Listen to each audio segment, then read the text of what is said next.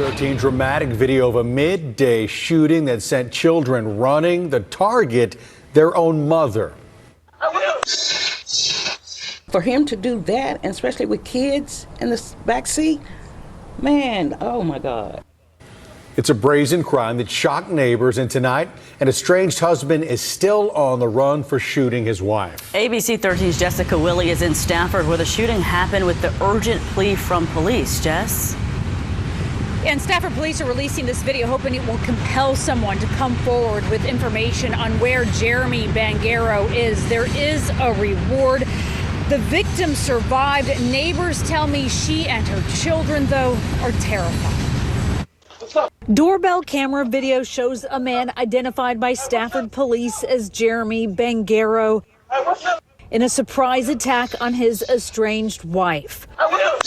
Her two teenage children in the line of fire, Bangero at the driver's side shooting. They came, it's like So much commotion Monday afternoon just across the way from neighbor Ann Mosley. Monday around 12:05, there was rapid gunfire that we heard, pow, pow, pow. It happened at the park at Tivoli Apartments on Sugar Ridge. Bangero runs off. The victim's son seeks help at a neighbor's door. The 33-year-old with an arrest warrant tonight. Police on the hunt for him. Last seen Monday on West Airport in his red Chevy Silverado truck. Their message, do not approach. Obviously, Jeremy is a danger to the society, and he poses a danger to officers that are looking for him as well. I urge you not to approach him. Anyone with the information is urged to contact Crime Stoppers. The shooting, the latest violence in a long list of incidents involving his wife. Court records show Bangero has been charged every year in either Fort Bend or Harris counties since 2022 with assaulting her. In fact, he was released from jail at the end of January after an 80-day sentence for family violence. He got credit for 50 days time served. A couple of them parked. Neighbors say the woman had left him. The couple had no children together. They did not live together, but they recall fighting outside. Police responded to the complex just 2 days before the shooting. I was on a welfare check here on Saturday morning. There appears to be a history here that's escalated to this sense of violence. Which makes the manhunt more urgent, police say. The victim, struck twice, survived. Friends or family hiding him could also be charged. There is a $5,000 reward for information leading to his arrest. Oh my God, I hope they do catch him. I really hope they do. After this ruthless act of violence. And our hope is to get justice for them. In Stafford, Jessica Willey, ABC 13 Eyewitness News. Nikita Kassup was charged with murder. He was held in the Waukesha County Jail only on charges that he stole his parents' car and gun. That changed today, but I do want to warn you, the details that we learned, some people may find disturbing. The 17-year-old is accused of killing his mom, Tatiana Kassup, and his stepdad, Donald Mayer, more than a month ago, back on February 11th. Court records say he shot his mom in an upstairs hallway, his stepdad in an office. Police say he left the bodies where they died. Then Kassup lived in the house for nearly 2 weeks before he fled. Police found a camera memory card that showed about a week after the murder, Kassup was lighting candles in the office where his stepdad's body was sitting and recording the dead body. Police say at one point Kassup stood next to his stepdad's body with his phone out as if taking pictures, all while videoing himself with another camera. So Kassup then says, "So you can see him there. I can literally see the expletive rotting body." In the month leading up to the murder, Kassup also told a girl at his school that he wanted to shoot and kill his parents, but he told her it was only hypothetical because he didn't have a gun. The defendant did threaten to kill witness A if she told anyone what he was telling her after he had given her information that he was speaking with someone from Russia. Kassup is now being held on a $1 million bail. He has not entered a plea on the new charges against him. That will come next week. In Waukesha, Rebecca Clough, TMJ4 News. Girls are in custody tonight after police say they plan to kill their own mother. And they say that it's all because their mom turned off the Wi-Fi. It happened overnight on Barker's Crossing near Barker Cypress in northwest Harris County. That's where we find Fox 26's Jade Fleury on this disturbing story. Jade. Well, fortunately, the Harris County Sheriff's Office says that the teen's mom was not seriously injured after her own daughters tried to stab her with knives.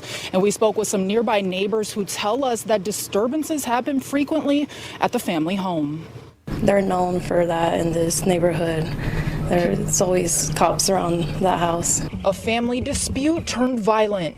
The Harris County Sheriff's Office says a mother was assaulted by her own teenage daughters for turning off the Wi-Fi. Authorities allege the girls then plotted to kill her. The three teens, ages 14, 15, and 16 years old, accused of grabbing kitchen knives and chasing their mom throughout the house and into the street. A nearby neighbor says they were returning from the rodeo when they saw the family in the driveway. Moments later, the homeowner and her sister heard yelling. When she got back from the gas station, she says that there was cops outside. They've always, been known as like trouble in this neighborhood, and our neighbors tell us the same thing. The mother was hit with a brick and the teen's grandmother knocked over while trying to intervene. Teens 14, 15, and 16 supposedly assaulting their mother because she turned off the Wi-Fi. What are your thoughts on that? I think that's so crazy. I mean, it just tells how much unstable that family is, and it's very sad for them.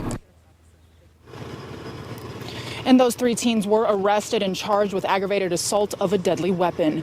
Reporting from Northwest Harris County, Jade Fleury, Fox 26 News. We start off with a very, very tragic case in East Garfield Park. A 15-year-old boy now faces murder charges. He's accused in the stabbing and beating death of a 16-year-old girl. Kayla Love's body was found in Horan Park last week. Charlie Vijahusky talked to her father, who still has questions about how the investigation into his daughter's death was handled. One day after Kayla Love's family and friends gathered in the rain to demand justice for the 16-year-old. We're all gathered here just to show our love and respect for Kayla. Chicago police say they've arrested a suspect in her murder, a 15-year-old boy who made his first appearance this afternoon here at the Cook County Juvenile Center.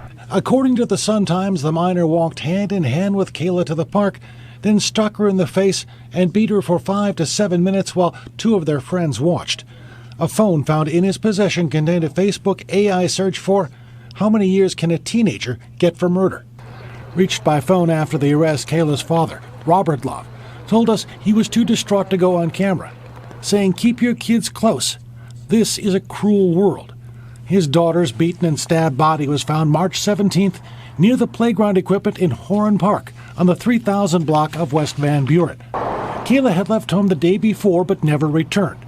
Neighbors say they called 911 on the 16th about a fight in the park. But the family says there are concerns that call may never have been fully investigated, and the officers responding may have never gotten out of their car. And we believe that if they had done a better job of actually looking into the call that they received that said there was an altercation there, they probably would have gotten out and found her laying there. We don't know for sure, but she could have been dead or dying when they pulled up, and there may have been an opportunity to save her life. Chicago police have launched an investigation into that police call. And that those that perpetrated this need to be held accountable, just as those who have allegedly not done their jobs as part of government. Government, too, must be held accountable. Kayla's father told us today, police just need to do better. Stress that, he said. Police need to do better. In East Garfield Park, Charlie Wojciechowski, NBC 5 News. Our thanks to Charlie.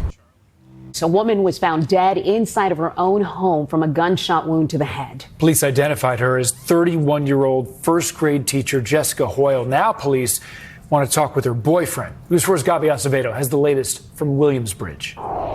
The woman killed was an elementary school teacher here in the Bronx. NYPD investigators have not revealed a motive for the shooting, but they do want to talk to the woman's boyfriend. People in this quiet Williamsbridge neighborhood in shock after learning 31-year-old Jessica Hoyle was shot in the head and killed inside a home on Mickle Avenue. I'm so surprised because the police came to my door when I realized something happened. I showed up here because she didn't show up at work, and that's not like her. She's at work every day. Hoyle was an elementary school teacher at Children's Aid College Prep Charter School in the Bronx, beloved by faculty and students. She was an amazing individual. She was a teacher. She was outgoing. She was just an overall good person. Police say the shooting happened late last night. Friends say Hoyle lived in the house with her mother and sister. She was the only one who took care of her mom and her sister. So now they have no one else. Officers say the killer ran away from the scene moments after the shooting. Detectives have been canvassing the neighborhood looking for surveillance video. Tessa had nothing to say about Hoyle's boyfriend, but was visibly upset. My best friend died. Of course I'm frustrated. I just spoke to her 2 days ago, Monday night, and everything was okay. I don't even know him. I don't know him. And police are searching for him. Well, you commit a murder, so...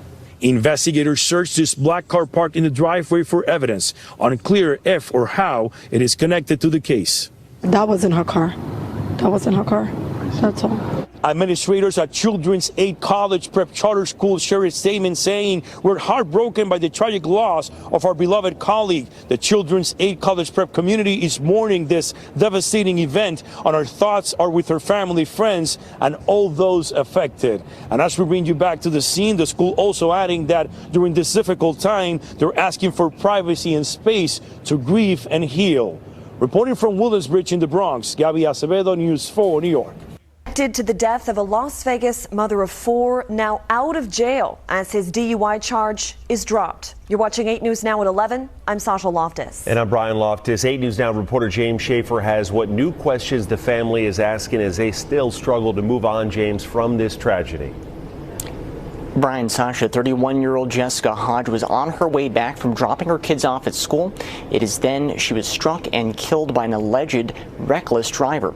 The family tonight asking for answers and your help. It's a walk the children have to do every school day through the intersection of Twain and University Center Drive, where police say on March 5th their mother was struck and killed by an alleged reckless driver. Made that left turn, lost control, went up onto a sidewalk, struck and killed a pedestrian. For what? Video released by police airing a condemnation while showing the crash. As records show, the alleged reckless driver, Gerardo Lopez, failed a field sobriety test and smelled of alcohol, initially facing a DUI charge. But this week, a change, as new documents show the DUI charge dropped and Lopez's $250,000 bail reduced to stay out of trouble. Now, out of custody. We wanted to see this guy stay in jail. They can never see her mom again. I could never see her again. He should not be able to get to live freely. Devon Myers, fiance to Jessica Hodge, said he's been going to court following the case, now concerned following Lopez's release. I feel like it's wrong, and I feel like it shouldn't be allowed, and I feel like they should be way more stricter on DUI drivers and people out here driving on the roads under the influence. The intersection now haunts the family, which continuously walks the same path the mother of 4 took, lighting candles in her honor alongside messages of love and her photo, which her children say watches over and protects them. Mommy, I love you, and you always protect us from car accidents, and I love you so much, and I hope you have good sleep in heaven. Devon told us he's also been denied access to the LVMPD Victims Fund. He says likely because he was only engaged to Hodge, even though they have 4 children together. A link to their GoFundMe is on our story. You can find that online tonight. Sasha? James, thank you. Now, Lopez, the alleged reckless driver, is set to reappear in court for his preliminary hearing on July 8th. We reached out to his attorney for more information, but he did not respond in time for. Chase in Prince George's County, dramatic surveillance video captured the moment a mother of 4 was hit and killed by a suspect running from police. It's hard to look at, but this happened on Friday night. You saw that driver speeding through the intersection, hitting the victim's car, and then just sending it flying off of the road. Fox 5's David Kaplan spoke to those who knew her. He's live from Landover tonight. David. Yeah, good evening to you. Police have not formally made an identification, but her sister tells me this victim is 34-year-old Patricia Riddick. She was a mother, as you mentioned, to 4 children, and family and friends tell me she was deeply loved and will be sorely missed. This is the intersection behind me, Martin Luther King Jr. Highway and Columbia Park in Landover. Riddick's sister tells me she was crossing this intersection Friday night when a driver fleeing police hit and killed her. This happened around 7:30 Friday. Take a look at your screen right now. This is this victim, Patricia Riddick, identified by her sister. She tells me she was a sweetheart who was dedicated to community service. Adding to this tragedy, those 4 children's father and stepfather passed away in the last 15 months. Now their mother has died too. We're told a Seat Pleasant police officer had a Genesis sedan pulled over Friday, but the driver sped off. Seat Pleasant broadcast a be on the lookout. A short time later, Prince George's County Police located that car, gave what the Attorney General's office called a brief pursuit. Then that pursuit ended with the crash. Fox 5 speaking with a family friend this afternoon. Can't even put into words the pain that you feel when you think about the tragedy that happened and how it happened and why. And it's so much. It's really sad. They have lost 2 dads, and on top of this, now they're losing their mother. So I just pray for them, pray for their heart, pray, their lives are just shattered right now. Prince George's County Police says they're investigating what charges may come for the driver of the sedan, but haven't announced any at this time. The Maryland Attorney General's office is investigating because a police pursuit was involved. We do not know the reason for the initial stop of this vehicle, nor what charges the driver may face, if any, but State's Attorney Aisha Braveboy earlier today said this. Those individuals. Gun violence and the impact on families. 2 shootings, 2 teenagers dead. 2 families devastated. One of those shootings was 3 years ago here in the South Bronx. A young girl caught on the crossfire, the bullet from a so-called ghost gun.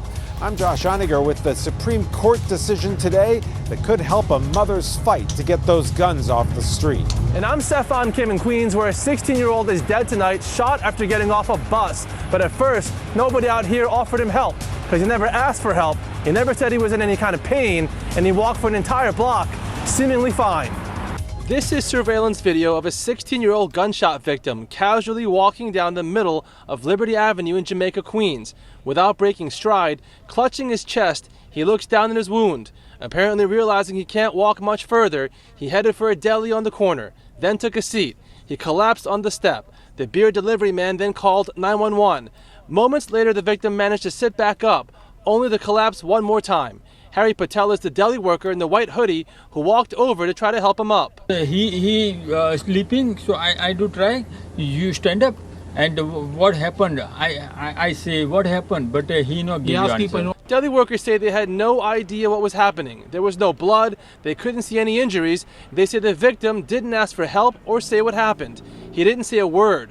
They didn't hear gunshots, but he was holding his chest in pain. I think afraid. He afraid. Yeah. He looked afraid. Yeah. I see somebody fall down here. Yeah. So he called me. I tell the guy go over there. What did you think when you saw him falling down? What did you think? I don't know what happened. He coming outside. I don't know outside. I don't know what happened. It happened around 2:15 this afternoon by 173rd Street and Liberty Avenue, where a shell casing is still lying in the street and detectives are combing for clues. Sources say the victim stepped off an MTA bus, got into an argument with the suspect, who then shot him in his chest. The victim was rushed to Jamaica Hospital, where he later died. The victim managed to walk a long block before he collapsed in front of that deli, but he was shot closer to this body shop. Security cameras here captured a short confrontation. As soon as he stepped off that bus, the suspect walked up to him, popped him in his chest, and then took off. Video shows them running off in opposite directions. It's unclear what led up to the shooting. Police said the suspect was wearing a black vest, gray hoodie, sweatpants, and a black backpack. The victim's identity is being withheld pending family notification. In Jamaica, Stefan Kim, Channel 7, Eyewitness News. After a bus driver shot and killed 2 men during a fight on a Miami-Dade transit bus. Local 10's Terrell Fournay is joining us live from Miami Gardens with the latest on the investigation. Terrell. And there were passengers on board that bus when all of it happened here at Northwest 183rd Street and 7th Avenue, most of them turning into eyewitnesses. And detectives have been interviewing these individuals one by one to get a better understanding of what actually happened. This is the Miami-Dade transit bus at the center of a crime scene Sunday, all after a double shooting that police say involved the driver of that county bus. We know that the transit bus driver fired his weapons, and in results of that, 2 victims were transported to Aventura Hospital. Shortly after, both victims were pronounced deceased. The shooting victims were apparently passengers, and at some point there was a fight on board that bus. It's unclear what specifically prompted the driver to pull out the gun and fire.